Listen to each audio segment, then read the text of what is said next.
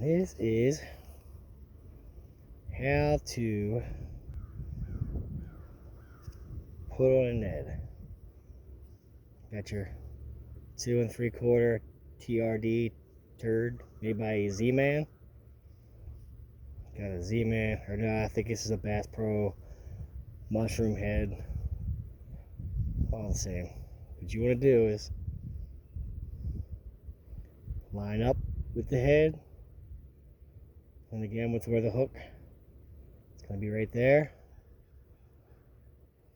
Find your center, push it in, try to stay as straight as possible.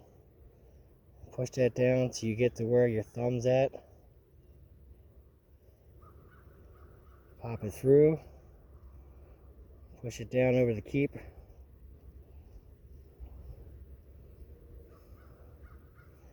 Then give it a little stretch. Be careful if you let this go. I've had these jam my finger before. Hurts. There you go. Nice straight TRD. Turd.